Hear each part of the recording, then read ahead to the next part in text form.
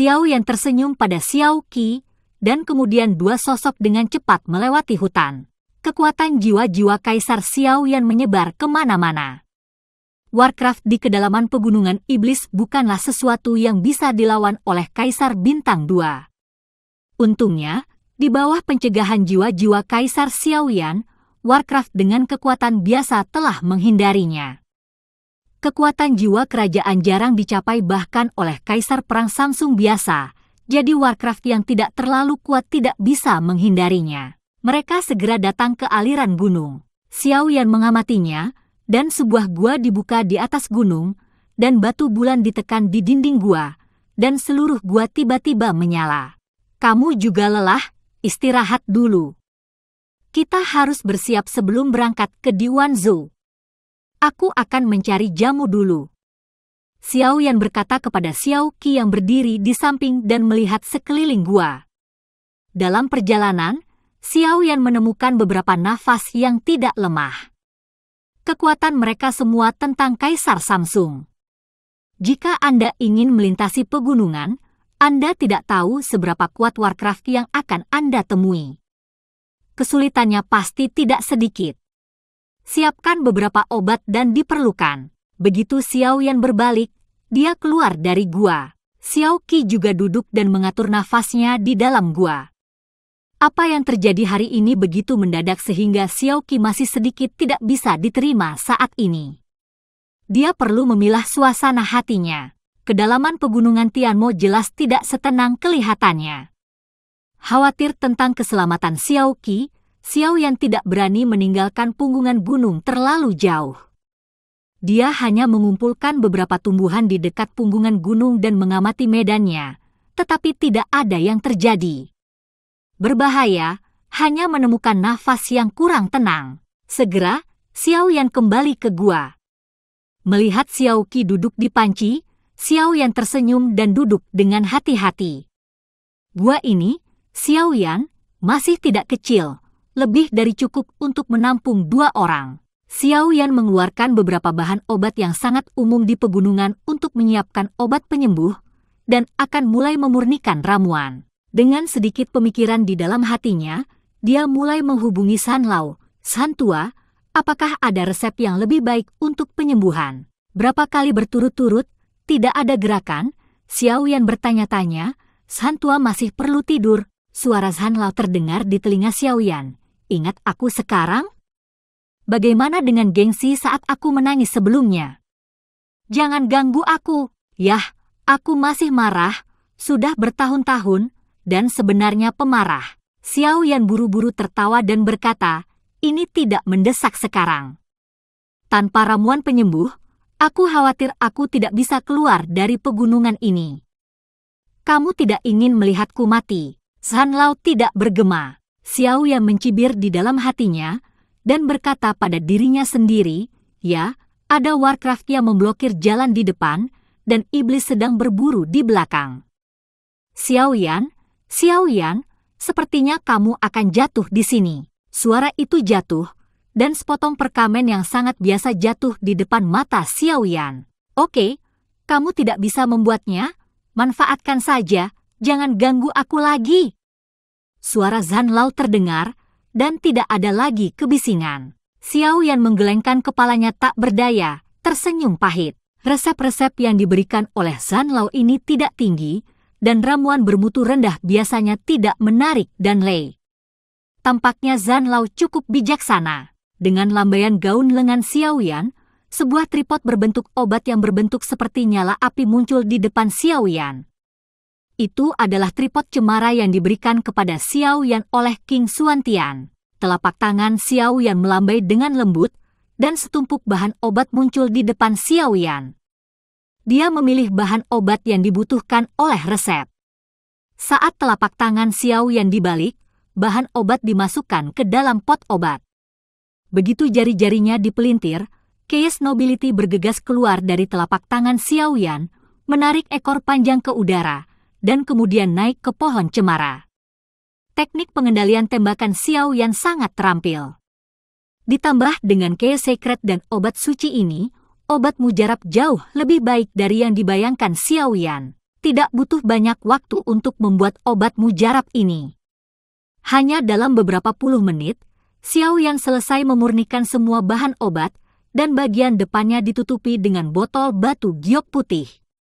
Ramuan penyembuhan semacam ini disebut Yihedan. Ini bukan ramuan penyembuhan yang langka. Apakah itu tentara bayaran atau penjelajah yang kuat di hutan, sangat umum membawa ramuan ini. Xiao Yan mengambil botol batu giok dan mengendusnya di hidungnya. Aroma obatnya sangat kuat. Ramuan biasa disempurnakan melalui tripod Tochigi dan roh suci kekacauan, dan itu telah meningkat pesat. Dengan lambaian tangannya, Xiao Yan memasukkan semua ramuan penyembuh ke dalam ring. Meledak.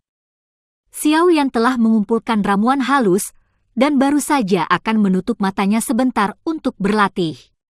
Tiba-tiba, sebuah keterkejutan menarik Xiao Yan kembali dari penampilan kultivasinya. Xiao Yan berdiri, berjalan ke pintu masuk gua, dan melihat keluar gua. Dia melihat awan gelap bergulung di kejauhan, berguling seperti makhluk hidup, bergemuruh di antara awan, dan membawa momentum yang luar biasa. Xiao Yan melihat dengan pemandangan ini, alisnya mengerutkan kening. Xiao Qi bermeditasi di samping, terbangun oleh keterkejutan yang tiba-tiba ini. Xiao Qi melangkah ke samping Xiao Yan dan melihat keluar gua. Muridnya tiba-tiba menyusut, dan dia mengeluarkan dua kata dengan kaget, Bistide, gelombang binatang tidak asing bagi orang-orang yang sering bepergian di pegunungan, dan mereka semua berbicara tentang perubahan warna. Mereka yang telah mengalami dan selamat dari gelombang pasang binatang itu akan menjadi hijau ketika membicarakannya. Dapat dikatakan bahwa sekali gunung terjadi, gelombang beast, seluruh gunung adalah dunia Warcraft. Di pegunungan iblis, gelombang binatang buas telah terjadi, dan sulit untuk bertahan hidup tanpa kekuatan Kaisar Bintang 4. Mendengar kata Bistide, pupil Xiao Yan juga menyusut, tubuhnya bergetar, dan seluruh tubuhnya terbang keluar dari gua. Seketika, sosok Xiao Yan muncul lagi di depan gua, memegang sebuah batu besar di tangannya. Perlahan mundur ke dalam gua, lalu tutup rapat lubang itu dengan megalit. Xiao Yan tahu bahwa sebuah batu besar dapat memblokir gerombolan Warcraft yang seperti gelombang binatang buas. Telapak tangan diletakkan dengan lembut di atas batu besar, dan seberkas api keluar dari telapak tangan Xiao Yan. Permukaan batu itu tiba-tiba terbakar. Lapisan api yang samar segera membuat udara di dalam gua menjadi panas. Xiao Qi, ini ramuan penyembuhan, harap berhati-hati sebentar. Xiao Yan menoleh dan berkata pada Xiao Qi. Xiao Yan jelas sangat gelisah tentang Xiao Qi. Xiao Qi tidak berbicara, dan setelah pertarungan cepat, permukaan tubuhnya memancarkan api yang redup dan redup. Kamu, Skyfire. Xiao Yan bertanya dengan heran, menyaksikan api muncul di permukaan Xiao Qi. Xiao Qi mengangguk. Ini adalah Skyfire ke-21 dalam daftar Skyfire. Sky Demon adalah pencegah Warcraft yang memiliki kekuatan lebih rendah dari miliknya. Xiao Qi diperkenalkan ke Xiao Yan. Ada kilatan cahaya di mata Xiao Yan.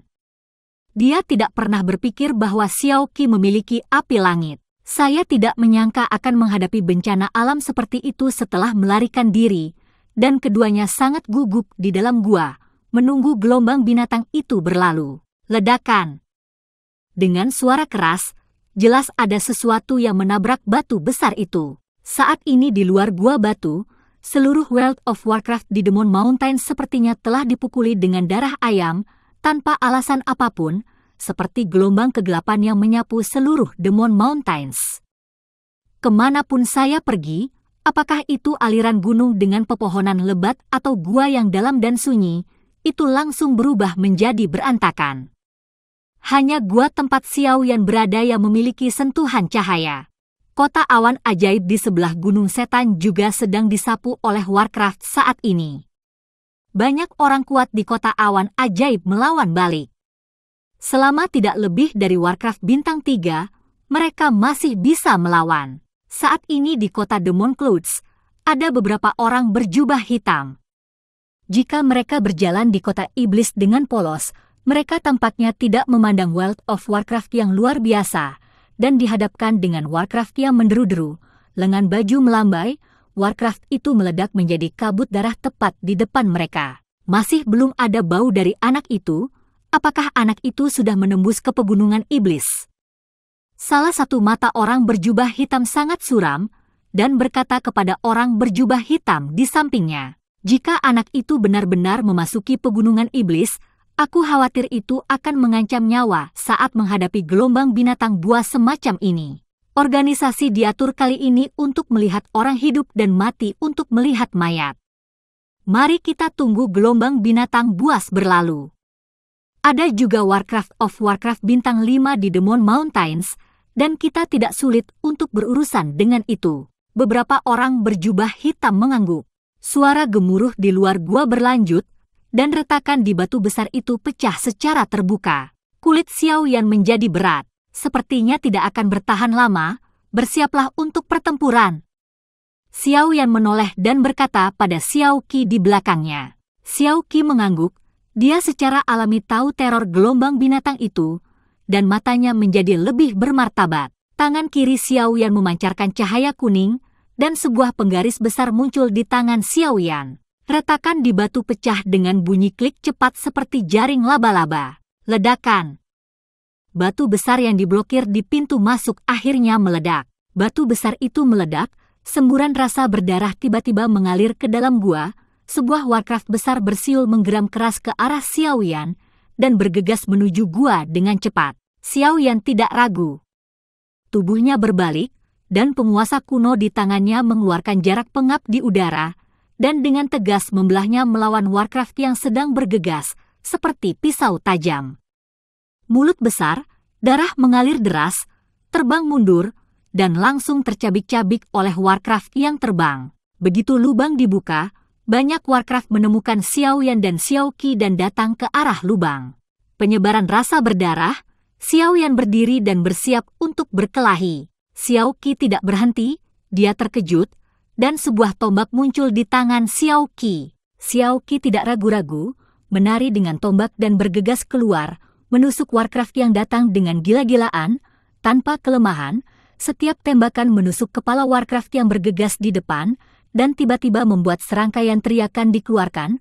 Warcraft ini segera dicabik-cabik oleh Warcraft di sekitarnya. Tiba-tiba, World of Warcraft di sekitarnya menjadi jarang, alis Xiao yang sedikit mengernyit, wajahnya menjadi lebih bermartabat, firasat buruk berkembang di dalam hatinya, kekuatan jiwa menyebar, dan nafas muncul dalam lingkup kekuatan Xiao. Jiwa Yan. Wajah Xiao Yan membeku, dan dia berteriak pada Xiao Qi. Xiao Qi akan segera kembali. Xiao Qi memegang tombaknya terbalik, dan sepertinya terasa salah. Tepat ketika dia ingin mundur, sesosok besar telah bergegas ke tubuh Xiao Qi. Mulut berdarah membuka raungan besar ke arah Xiao Qi. Bau darah datang. Xiao Yan melihat ini tanpa ragu-ragu. Dia sangat marah, dan sedikit napas berdarah menyebar di atas tubuhnya. Ada pola aneh samar yang terlihat di bawah kulit.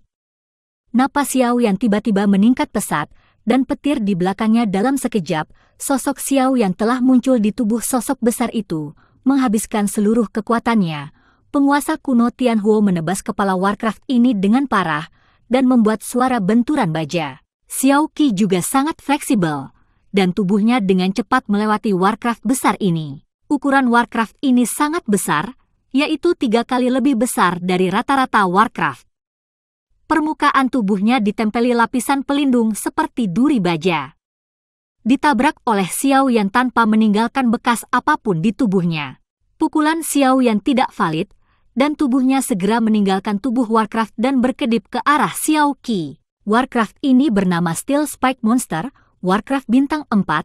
Warcraft bintang 4 memiliki kekuatan yang sama dengan prajurit bintang 4 dan sangat sombong. Terhitung,